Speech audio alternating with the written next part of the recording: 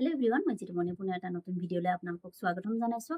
আমাৰ শিশুসকলক যেতিয়া পঢ়াবলৈ বহাওঁ তেতিয়া আমাৰ প্ৰথম মনলৈ আহে যে মাকগৰাকীয়ে পঢ়াব লাগিব আৰু পঢ়ায়ো। আমাৰ 100টা শিশুৰ 5টা মানকহে চাগে দেউতাকসকলে পঢ়ায় বা তাতকেও কম ওলাব দেউতাকে পঢ়োৱা। বেছিখিনিকে মাকসকলে পঢ়াবলগীয়া হয় আৰু এইটো মাকসকলৰ দায়িত্ব আৰু কৰ্তব্য বুলিয়ে সকলোৱে ভাবে। কিন্তু যদি সচৰাচৰ আমি চাবলৈ যাওঁ বা প্ৰেক্টিকেলি ভাবোঁ, সঁচাকৈ জানো কেৱল মাকসকলেহে পঢ়াব লাগে? দেউতাকসকলৰ বাৰু শিশুৰ পঢ়া শুনাৰ ক্ষেত্ৰত একো দায়িত্ব নাই নেকি? আপোনালোকেও জনাবচোন।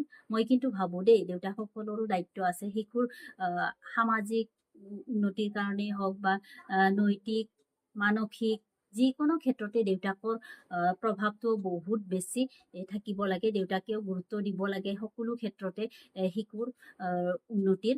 তেতিয়া আচলতে শিশুটিৰ সৰ্বাংগীন উন্নতি হয়।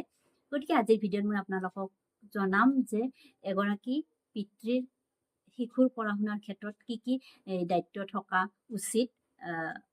এইটো মোৰ ধাৰণা এটা, মই ভাবোঁ আৰু এগৰাকী শিক্ষয়িত্ৰী আৰু মাতৃ হিচাপে মানে কি কি দায়িত্ব থাকিব লাগে এগৰাকী পিতৃ যেতিয়া আমাৰ শিশুটিৰ পঢ়া শুনাৰ ক্ষেত্ৰত চাবলগীয়া হয়। গতিকে ভিডিঅ'টো শেষলৈ চাব আৰু চাই কেনেকুৱা পায় জনাবলৈ নাপাহৰিব। আহক তেন্তে আজি ভিডিঅ'টি আৰম্ভ কৰোঁ। শিশুসকলৰ পঢ়া শুনাৰ ক্ষেত্ৰত দেউতাকসকলৰ গুৰুত্বতা বহুত বেছি আছে।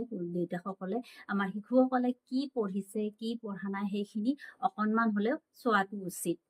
পাৰিলেতো সমানেই চাব লাগে, মাকৰ সমানে। যদি একেবাৰে সময় নাই তেনেহ'লে কি হৈ আছে পঢ়া শুনাৰ ক্ষেত্ৰত সেইখিনি এটলিষ্ট জনা উচিত। বহুতেকে শুনো যে দেউতাকসকলে একো গমেই নাপায় যে কোনটো লেচন পঢ়াই আছে, কিমানটা পাঠ এতিয়ালৈকে গ'ল বা কি পৰীক্ষা আহি আছে।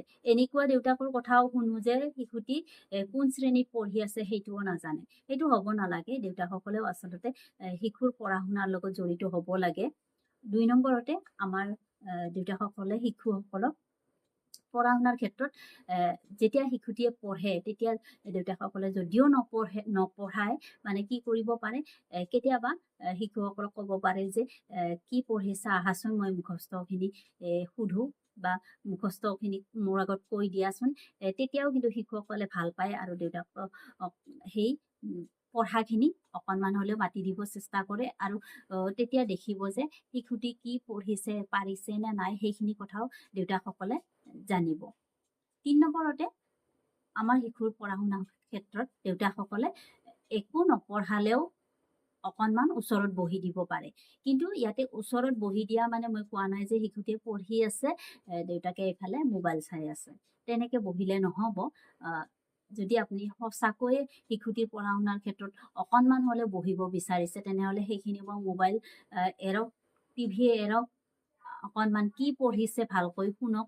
এনেই বহক কাষত, আখৰকেইটাকে চাওক, বহীকেইখনকে চাওক কেনেকুৱা হৈছে।